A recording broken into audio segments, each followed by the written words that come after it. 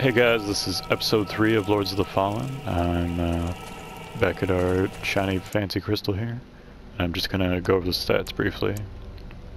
The strength stat is basically what you would expect it to be, but in addition to making big weapons like giant swords or whatever more damaging, it also increases your maximum equipment burden. You see in the lower left corner the green numbers. As long as my weight is around 35% or less of my maximum equipment burden, then I will be moving at my fastest possible speed with armor on, essentially. Vitality is just health. Faith is, in addition to magic, the magic stat of the game. It also boosts the damage of faith weapons, so like the hammer. The hammers, plural. Endurance also boosts your maximum equipment burden and your energy. And agility boosts damage in addition to energy, so if you're playing rogue, then you can really stack agility like crazy and have very high stamina as well as very high damage. Luck is pretty much worthless. It just increases the rate at which enemies drop items, but you kill so many enemies over the course of the game that you tend to get all the rare drops by the end anyway. If we look at the lore here, we can see that I have 2 out of 2 for the infested nodes, and that basically makes the little golden text appear, which is like a hidden extra mini lore or whatever. But infested are not Rogar, not yet. Infested are the scrubs of the game, the hollows, I guess, and the Rogar are like the big armored guys. And we're just gonna move on here.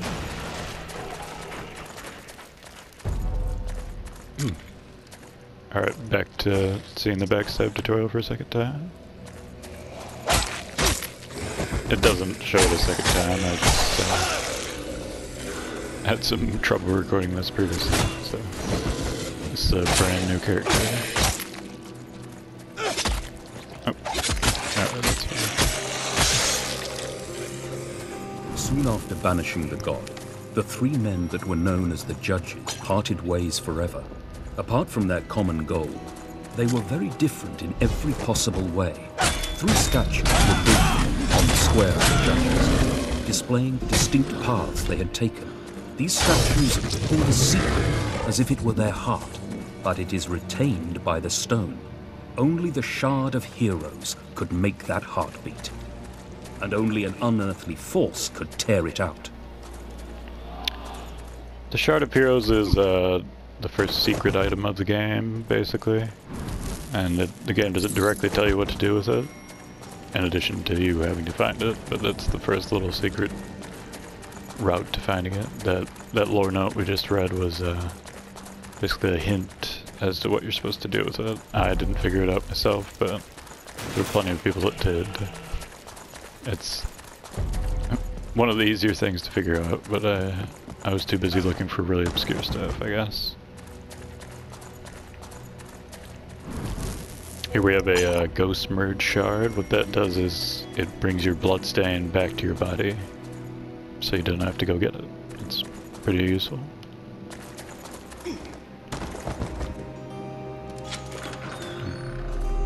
And here we have the Shard of Heroes. Of course, just having it is not enough. You have to figure out what the hell you're supposed to do with it. So, listen to the lore notes, I guess. We'll get to that in a few episodes.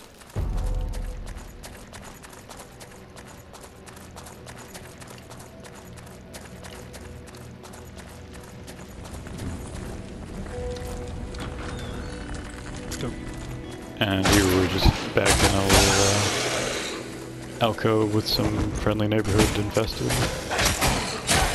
And that one just decided to attack immediately. We can't stand against such forces much longer. We must find a place to hide. A place with walls and soldiers. Mighty Antanas, we will be on our way. Please prepare for a few dozen refugees.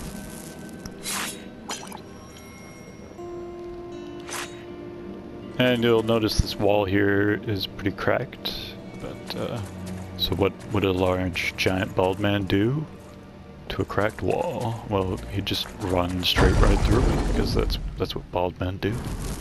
So, this is basically the main method of finding secret areas in the game, is shield bashing through them. And this area is extremely difficult, so I'm not going to do it quite yet. But the first time I'd played this game, I was hell-bent on getting the most out of it, so I did it with base equipment, and it took forever.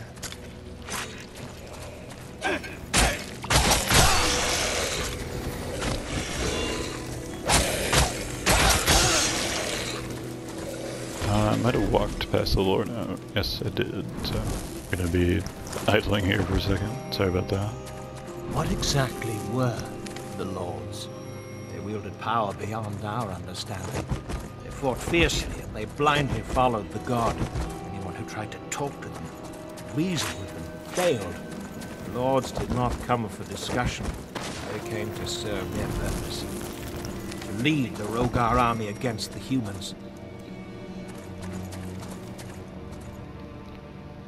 And here we have our major loading screen, our first major loading screen. So the game is split up into a few different areas.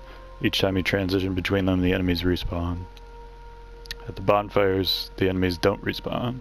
You just get some of your health potions back. You can get a maximum of 3 back at a time. And by the end of like New Game Plus 2, you can have like 18 vials, so dying is actually the most efficient way to get your blood vials back. Or keep calling them blood vials, just potions. I guess I can demonstrate the staff here, since this weapon we just picked up. It has much higher damage than the weapon I just had, but just due to how rogue weapons work, it doesn't really do that impressive amount of damage, but the best attack is the jumping attack. Like that. And you can also just do that while running, so you don't have to do the little tap forward crap. This guy back here patrols, so if I want to deal with these two, I have to, without bothering him, I have to do it while he's patrolling the other way. And we get...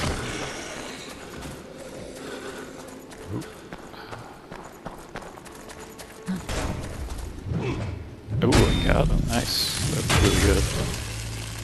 This backstab doesn't always do damage. A funny thing with this game is the backstab has a hitbox. It's not just like a normal attack. So on some enemies it will just straight whiff portions of the backstab, which can actually be advantageous sometimes. The attack I just did was obviously another shield bash, like what I did to the wall. And shield bash is actually probably the most powerful thing in the game, so it's very important to just learn how to do that.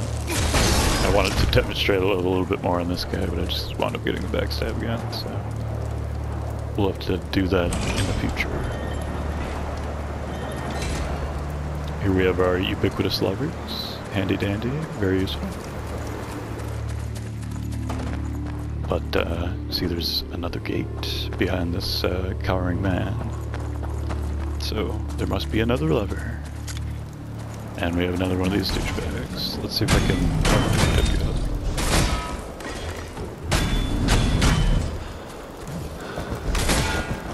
Oh, I'm pretty low on health.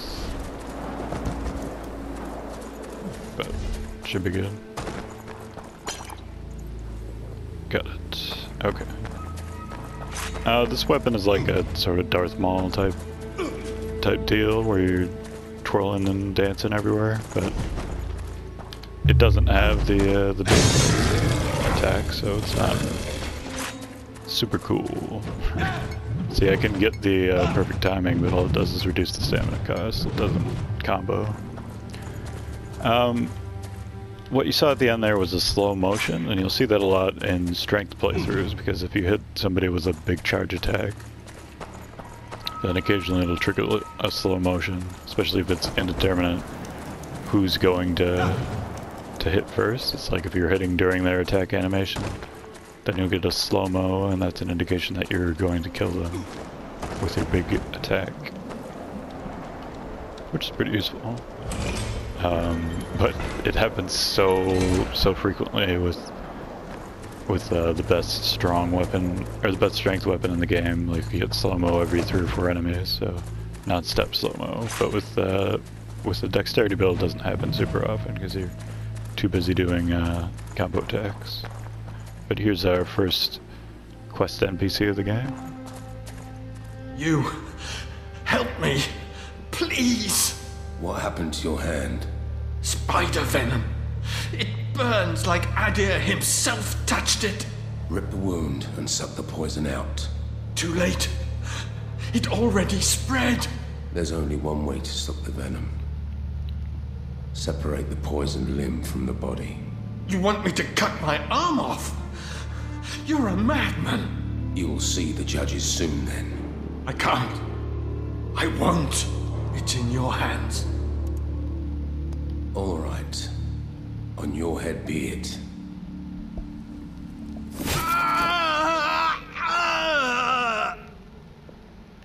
Thank you.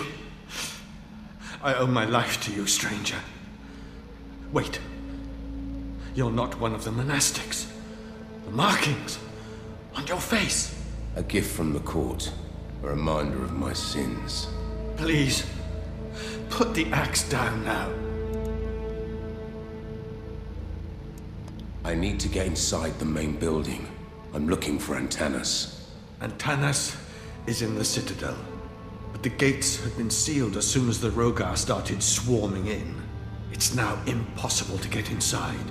And even if you would, I don't know if you'd find anyone alive inside.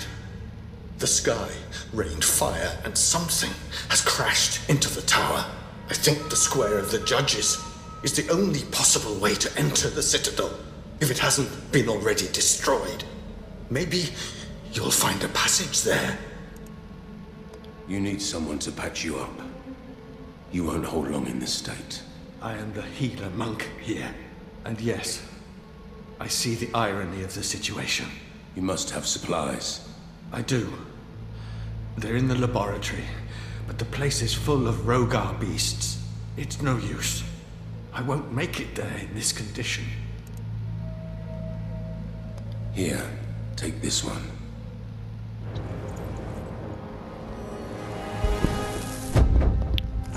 And there we completed the first major quest, first side quest. Giving this guy the potion, which is actually one of my empty bottles, so now I only have 5 instead of 6, unlocks the quest later in the game. If you see the giant adjacent building, that's the Citadel, and where we just came from is the Initiation Room, which does link directly into the Citadel, you may notice. But I'm not sure if they're considered one building or not. It's sort of unclear from the dialogue. Anyway, this is the end of this episode. I'll see you guys next time, and hopefully this was less than 15 minutes.